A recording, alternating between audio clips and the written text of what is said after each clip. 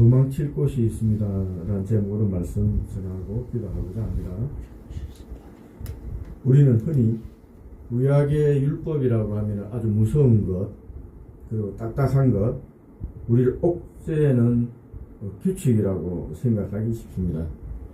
하지 말라, 지키라는 명령들이 먼저 떠오르기 때문입니다.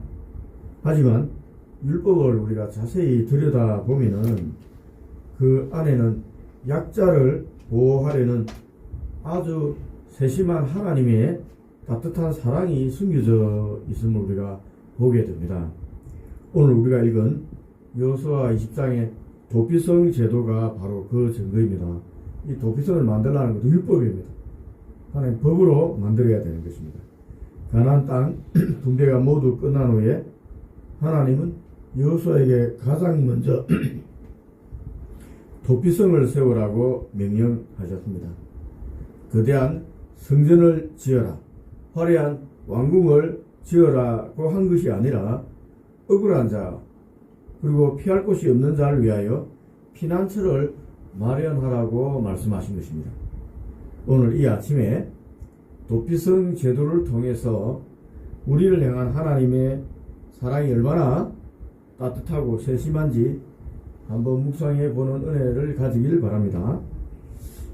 도피성이 왜 필요했을까요? 그렇다면 여러분, 그것은 여러분 부지 중에, 즉 실수로 죄를 지은 사람을 보호하기 위해서였습니다. 그 당시 고대 사람들은 눈에는 눈, 이에는 이라는 보복의 법칙이 있었습니다. 누군가가 내 가족을 죽이면 그 가족이 나서서 살인자를 죽여 원수를 갚는 것이 정의라고 여겼습니다. 물론 이것은 무분별한 살해를, 복수를 확대시키는 것을 막기 위한 최소한의 장치였습니다. 눈에는 눈이잖아요. 눈만 상했는데 사람이 얼마나 악합니까?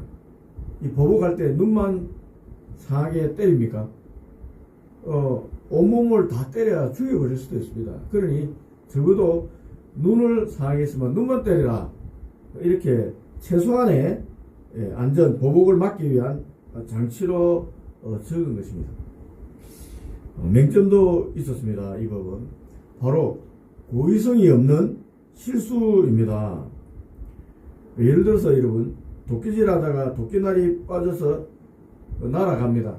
그러나 지나가는 사람들이 그 도끼날에 맞아서 죽어버렸습니다.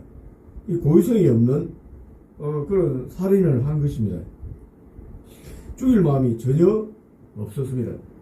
하지만 죽은 자의 유가족 입장에서 볼 때 실수로 죽인 사람 실수했다고 인정하겠습니까? 그렇지 않습니다. 당장 자기 가족이 죽었다는 그 슬픔 때문에 이제 피해 보복자, 이 정당한 보복자라는 거예요. 원수가품이니까 피해 보복자가 돼서 실수한 자를 죽이려고 나설 것입니다. 칼을 들고 쫓아오게 될 것입니다. 이때 실수로 사람을 죽인 자가 얼마나 억울하고 두렵겠습니까? 누구에게 하소연도 할 수 없고 생명을 잃을 처지에 놓인 것입니다. 순식간에 가장 비참한 약자가 되는 것입니다. 자기가 의도한 것도 아닌데 실수로 누가 죽였지 않습니까? 그러니까 자기도 이 유가족의 가족들, 친족들이 얼마나 많겠습니까? 그들이 보복자가 이제 보복받아야 되는 입장이 되니까, 이것도 법적으로 합당하게 인정하는 사회니까 자기는 약자가 되는 거예요. 비참한 약자가 됩니다. 하나님 이런 상황을 그냥 두고 보지 않으셨습니다. 이 3절을 보시면은 부지 중에 실수한 사람을 죽인 자를 거리로 도망하게 하라. 도망시키는 것입니다. 하나님 억울한 죽음이 또 다른 죽음을 낳는 악순환을 끊고 싶으신 것입니다. 그래서 그들을 살릴 수 있는 방법을 만들어라 라고 얘기한 것입니다. 사랑하는 성도 여러분, 혹시 여러분도 도망치고 있지 않습니까? 물리적인 피해 보복자가 아니라 여러분 마음속에 끊임없이 쫓아오는 보복자가 있지는 않습니까? 과거의 실수가 밤마다 여러분을 정죄하고 있지 않습니까? 너 과거에 이 짓 했지? 이 밤에 잠에는 자꾸 생각나는 거예요. 너는 용서받을 수 없어. 너는 자격이 없어. 라고 속삭이는 죄책감이라는 보복자. 사단에 참소하는 보복자가 칼을 들고 여러분을 쫓아오고 있지 않습니까, 여러분? 바로 이런 우리를 위해서 하나님은 도피성을 예비하신 것입니다. 더 놀라운 것은 9절입니다. 이 도피성의 문은 이스라엘 자손뿐만 아니라 거류민, 즉 이방인 나그네들에게도 활짝 열려 있었다는 것입니다. 도피성은 자격이 있는 자들의 성이 아니었습니다. 힘없고 빽없고 실수하여 죽을 위기에 처한 모든 약자를 위한 하나님의 품이었습니다. 이스라엘 민족만 도피하라는 게 아니라 이방인들 나그네로 와 있는 사람들도 실수로 사람을 죽이거나 이러면은 그를 도피해라 말이에요. 그러니까 차별이 없는 것입니다. 하나님의 사랑은 단순히 도피성을 만들어라는 것에 그치지 않았습니다. 그 위치와 운영 방식을 보면 하나님의 사랑이 얼마나 구체적이고 또 세심한지 감탄하게 됩니다. 하나님은 요단강을 중심으로 동편에 셋, 서편에 셋, 총 6개의 도피성을 전국에 골고루 배치하게 하셨습니다. 그 이유는 무엇이겠습니까, 여러분? 이유는 단 하나입니다. 이스라엘 어느 곳에 있든지 위급한 자가 하루길 안에 도착할 수 있게 하기 위함입니다, 여러분. 이 6군데 위치적으로 군데군데 흩어놓은 것은 어떠한 위치에 있든지 하루길 안에 찾아갈 수 있는 거리에 도피성을 만든 것입니다. 거리가 너무 멀면 어떻게 되겠습니까? 도망치다가 잡혀서 죽게 될 것입니다. 이 유대 이 전성에 의하면은 여러분, 이 도피성으로 가는 길의 폭은 14m나 되게 넓게 닦았다고 기록되어 있습니다. 14m는 굉장히 넓습니다, 여러분. 누구나 다 볼 수 있는 그런 길입니다. 움푹 패인 길은 이 섬에 메우고 다리가 끊어지면 놓았습니다. 그리고 갈림길마다 이 도피성이라는 큰 표지판을 세워뒀습니다. 이 미클라트라는 단어인데, 이 우리가 사거리가 있잖아요. 갈림길이 있으면은 이제 표지판을 세웁니다. 이 도피성은 이쪽으로 하고 큰 표지판을 군데군데 다 세워 놓았습니다. 그를 모르는 사람이나 당하여 길을 잃은 사람도 쉽게 찾을 수 있게 하는 것입니다. 그러니까 이 표말을 보면은 도피성이라는 걸 모두 알게 이 표시에 세워놨다는 것입니다. 여러분, 이것이 하나님의 마음입니다. 하나님, 우리가 죄를 짓고 넘어져서 당할 때 네가 알아서 길을 찾아와라 하고 팔짱 끼고 계신 분이 아닙니다. 우리가 주님께로 달려오는 길에 걸림돌이 없도록 미리 길을 닦아 놓으시고 내가 여기 있다, 이쪽으로 오라 고 손짓해 주시는 친절한 분이십니다. 마지막으로 도피성 제도에서 가장 중요한 영적 비밀이 하나 있습니다. 도피성에 들어간 사람은 생명은 건졌지만 고향으로 돌아갈 수는 없었습니다. 그곳에 갇혀 지내야 했습니다. 왜냐하면 그 죄에 대한 책임은 남아있기 때문에 그렇습니다. 고의가 아니더라도 사람을 죽였으니까 그 책임은 남아있는 것입니다. 그런데 그가 완전히 자유를 얻어 집으로 돌아갈 수 있는 유일한 조건이 있었습니다. 6절을 보시면은 그 당시 대제사장이 죽기까지 거하다라고 적혀 있습니다. 이것이 매우 중요한 대속의 원리입니다, 여러분.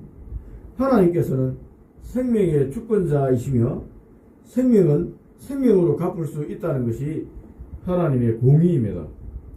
실수라도 사람을 죽인 죄값은 반드시 누군가의 생명값으로 치러야 합니다. 이것이 왜 필요합니까? 하나님의 거룩하심과 공의를 만족시키기 위해서입니다. 죄는 반드시 값을 치러야 하고 그 값은 죽음입니다. 그런데 하나님은 이 죄값을 살인자 본인이 아니라 당시 이스라엘의 영적 대표자였던 대제사장의 죽음으로 대신하게 하신 것입니다. 대제사장이 죽으면 도피성에 숨어있던 모든 죄인의 죄가 씻겨지고 비로소 그들은 자유의 몸이 되어 고향의 집으로 돌아갈 수 있었습니다. 여러분, 사랑하는 성도 여러분, 이 도피성의 그림이 누구를 보여주고 있습니까? 그렇습니다. 바로 예수 그리스도이십니다. 우리의 영원한 대제사장이신 예수님께서 십자가에 죽으심으로 죄에 갇혀있던 우리가 참된 자유를 얻었던 것입니다. 예수님의 죽음이 우리의 모든 허물을 덮으셨기에 우리는 이제 정죄함 없이 하나님의 자녀가 되어 우리의 본향, 우리의 고향집 천국을 소망하며 살 수 있게 된 것입니다. 우리가 하나님 나라 들어갈 수 있게 된 것입니다. 놀라운 신학적인 의미가 이 도피성에 있는 것입니다. 예수 그리스도의 모형이라고 할 수도 있습니다. 구원의 말씀을 맺고자 합니다.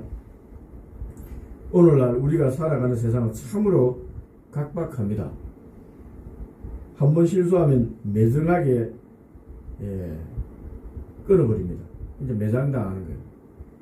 끊임없이 서로를 정죄하면서 공격하는 복수의 칼날이 난무하고 있는 시대입니다. 어떻게 하든지 남의 약점을 잡아서 공격하려고 합니다. 이러한 때 우리에게 주시는 하나님의 메시지는 분명합니다. 첫째, 예수 그리스도가 우리의 영원한 도피성이라는 것입니다. 혹시 지난밤 혹은 살아오면서 지은 죄와 실수 때문에 마음이 무겁고 두렵습니까? 사람들이 비난받을까봐 숨고 계십니까? 도피성 되시는 예수님께로 피하시기 바랍니다. 주님께로 가는 길은 넓고 좋게 닦여 있습니다. 주님은 언제나 수고하고 무거운 짐진 자라 다 내게로 오라고 부르고 계십니다. 주님 안에 참된 안식과 용서가 있습니다. 둘째, 이제는 우리가 그리고 우리 교회가 세상의 도피성이 되어야 하겠습니다. 여러분, 하나님께서 도피성의 문을 이방인에게 활짝 열어 제쳐 놓았듯이 우리 교회의 문턱도 좀 낮춰야 합니다. 잘나고 성공한 사람들만의 모임이 아니라 실패한 사람들, 상처받은 사람들, 억울한 사람들이 와서 힘을 얻고 회복되는 곳이어야 합니다. 아멘. 교회 건물이 화려해지는 것보다 더 중요한 것은 그 안에 사람을 살리는 따뜻한 품이 있느냐 하는 것입니다. 아멘. 사랑하는 성도 여러분, 오늘 하루를 시작하면서 우리도 한번 다짐해 보면 좋겠습니다. 하나님, 오늘 내가 만나는 누군가에게 작은 도피성이 되게 해 주십시오. 나의 따뜻한 말 한마디, 너그러운 용서하는 마음, 실수를 덮어주는 배려가 누군가의 숨쉴 구멍이 되고 피난처가 될 수가 있습니다. 도피성을 짓게 하신 하나님의 그 세심한 사랑이 오늘 여러분의 삶에 가득하기를 바랍니다. 그리하여 오늘 하루 예수님 안에서 안전하게 보호받고 또 누군가를 예수님께로 인도하는 복된 이정표로 살아가기를 주님의 이름으로 축원합니다. 기도하겠습니다.